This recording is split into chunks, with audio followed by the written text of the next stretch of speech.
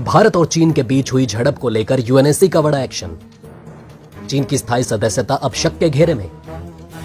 साथ आए अमेरिका और रूस। भारत से युद्ध कर चीन की छिन सकती है स्थायी सदस्यता। सभी स्थायी सदस्यों ने चीन के खिलाफ कर दिया नोटिस जारी। अब भारत को मिला सभी स्थायी सदस्यों का समर्थन। जी हां दोस्तों, जैसा कि आप सभी जानते हैं कि वर्तमान में संयुक्त राष्ट्र संघ के स्थायी सदस्यों को लेकर भारत की जो मांग है उसको अब एक दिशा मिलने लगी है। क्योंकि दोस्तों अब केवल भारत ही नहीं बल्कि विश्व के सभी देशों ने ये मान लिया है कि भारत एक इकलौता ऐसा देश है जिसमें वो गुण है जो एक वर्ल्ड लीडर में होने चाहिए। और दोस्तों ये बात केवल रूस और अमेरिका ही नहीं कह रहे बल्कि विश्व के सभी देशों ने हाल ही में हुए संयुक्त राष्ट्र संघ में अपने बयानों में साफ कह दिया है कि भारत जैसा देश का होना संयुक्त राष्ट्र संघ में बहुत जरूरी है। जी हाँ दोस्तों, कल ही संयुक्त राष्ट्र संघ में सभी देशों ने अपना अपना भाषण देकर संयुक्त राष्ट्र सुरक्षा परिषद की मीटिंग का समापन किया। लेकिन दोस्तों इस मीटिंग में सबसे ज्यादा जो मुद्दा उठा वो था भारत की संयुक्त राष्ट्र संघ सुरक्षा परिषद में स्थायी सदस्य बनने का। और दोस्तों अब की बार भारत ने खुद ये मुद्दा नहीं उठाया बल्कि भारत ने जिस तरह से दुनिया भर में जो साहसी कदम उठाए उसे लेकर सभी देशों ने एक सुर में यह बात कही कि वर्तमान में हालातों को देखते हुए एक वर्ल्ड लीडर के जो गुण दिखते हैं वो सिर्फ भारत जैसे देश में ही दिखाई देते हैं। ऐसे में दोस्तों अफ्रीका से लेकर साउथ अमेरिका तक सभी देशों ने आवाज उठाई कि जब भारत दुनिया की सबसे बड़ी 5वीं अर्थव्यवस्था बन गया है और जो देश सैन्य शक्ति के मामले में दुनिया के चौथे नंबर पर आता है और जिस देश की इतनी बड़ी आबादी है, पूरे विश्व में उसके समुदाय के लोग हैं, उनका प्रभुत्व है, वो देश संयुक्त राष्ट्र संघ में स्थायी सदस्य क्यों नहीं है। दरअसल दोस्तों पिछले 2 वर्षों में भारत में कई ऐसे साहसी कदम उठाए गए जिसको देखकर सभी देशों ने मान लिया है कि भारत को संयुक्त राष्ट्र संघ का स्थायी सदस्य होना चाहिए।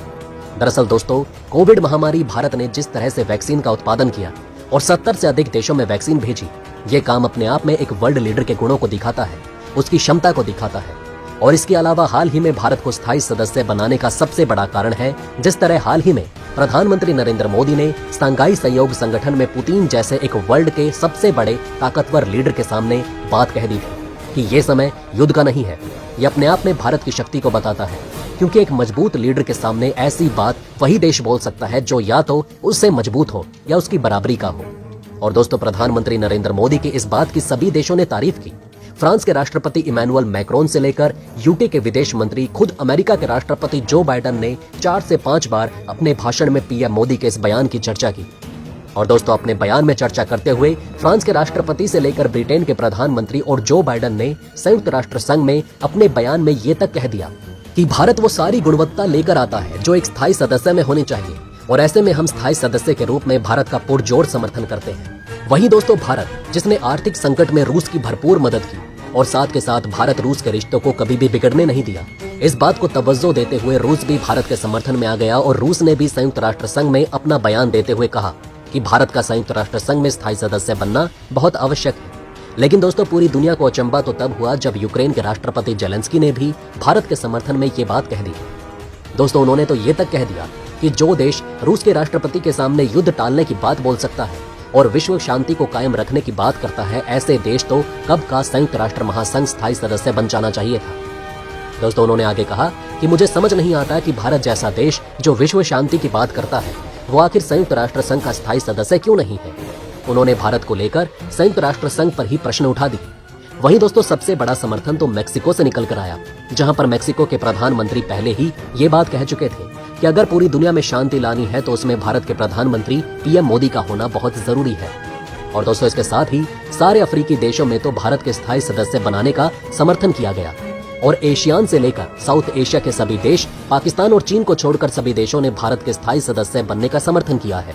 लेकिन दोस्तों अब जैसे जैसे भारत का संयुक्त राष्ट्र संघ की सुरक्षा परिषद में स्थायी सदस्य बनने का रास्ता साफ होता जा रहा है, वैसे वैसे अब चाइना के स्थायी सदस्य बने रहने पर प्रश्न चिन्ह उठने लगा है। जी हाँ दोस्तों, जहां भारत को वर्ल्ड लीडर के तौर पर विश्व में शांति लाने के तौर पर संयुक्त राष्ट्र संघ की सुरक्षा परिषद का स्थायी सदस्य बनने की वकालत चल रही है, तो वहीं विश्व शांति को खराब करने, आतंकवाद को बढ़ावा देने, विश्व में अशांति फैलाने के लिए संयुक्त राष्ट्र संघ के स्थायी सदस्य के रूप में चाइना पर अब सवाल उठने लगे हैं। क्योंकि वर्तमान में जिस तरह के हालात चल रहे हैं उन सब के पीछे कहीं ना कहीं चीन का ही सबसे बड़ा कारण नजर आता है। दोस्तों वर्तमान में रूस यूक्रेन जो युद्ध चल रहा है और जिस तरह सभी यूरोपीय और अमेरिकी देशों की कंपनियों ने रूस से बाहर निकलकर और जो रूस को आर्थिक झटका देने की कोशिश की, उसको चाइना ने फेल कर दिया, क्योंकि चाइना आर्थिक रूप से रूस की काफी मदद कर रहा है। लेकिन दोस्तों एक बार को ये बात चलो फिर भी ठीक लगती है, लेकिन सबसे बड़ी बात तो ये है कि जिस तरह से वर्तमान में ये चीनी ड्रैगन अंधाधुंध जापान सागर में मिसाइलें दाग रहा है, ताइवान के ऊपर फाइटर जेट तोड़ा रहा है, दक्षिण चीन सागर में वियतनाम के जहाजों को पीछे धकेल रहा है, कभी फिलीपींस से दक्षिण चीन सागर में बढ़ जाता है, और इतना ही नहीं, अपनी वीटो पावर का पाकिस्तान के कुख्यात आतंकवादियों को बचाने के लिए यूज करता है। इन सब के कारण संयुक्त राष्ट्र संघ के सभी सदस्य चीन को संयुक्त राष्ट्र संघ के स्थायी सदस्य पद से हटाने की मांग कर रहे हैं, क्योंकि चीन अपनी शक्तियों का प्रयोग आतंकवाद को बचाने के लिए कर रहा है। दरअसल दोस्तों चीन ने हमेशा से ही अपनी वीटो पावर का प्रयोग अपने निजी फायदे के लिए किया है। दोस्तों आज भी चीन पाकिस्तान के आतंकवादियों को संयुक्त राष्ट्र संघ में बैन होने से इसलिए बचाता है ताकि पाकिस्तान में उसका जो चाइना पाकिस्तान इकोनॉमिक कॉरिडोर है, जो प्रोजेक्ट वो चल रहा है, उस पर आतंकवादी हमला ना कर सके और चीनी नागरिक जो वहां काम कर रहे हैं उनकी हत्या ना की जाए। और दोस्तों इतना ही नहीं, इसके अलावा एक और कारण ये है कि चीन के जितने भी पड़ोसी देश हैं उन सब के साथ चीन का सीमा विवाद चल रहा है। अब दोस्तों आप अंदाजा लगा सकते हैं कि गलती किसी की, चलो भारत से चीन का सीमा समझ में आता है, लेकिन वियतनाम से, मंगोलिया से, तुर्कमेनिस्तान से, इन सब के शेखपुर पर चीन कब्जा करके बैठा है। वहीं दक्षिण चीन सागर में चीन की तानाशाही का तो सबको पता ही है, जहां वो दक्षिण चीन सागर को अपना बताता है और वहां पर कृत्रिम द्वीप बना रहा है। अब दोस्तों ये सारी समस्या देखते हुए सभी देशों ने मन में एक ही आवाज उठा ली है कि आखिरकार चीन, जिसने पूरी दुनिया में अशांति फैलाकर रखी है, अफ्रीका में अफ्रीकी देशों का ही शोषण कर रहा है, संयुक्त राष्ट्र संघ के स्थायी सदस्य पर क्यों है, जबकि भारत स्थायी सदस्य नहीं है जो कि विश्व शांति की बात करता है। अब दोस्तों ऐसे में एक नया सुझाव निकल कर आ रहा है, जहां ये बताया जा रहा है कि संयुक्त राष्ट्र संघ में सदस्य की तो संख्या पहले जितनी ही रहेगी, लेकिन इस बीच रूस या चीन में से कोई एक सदस्य हटाया जा सकता है।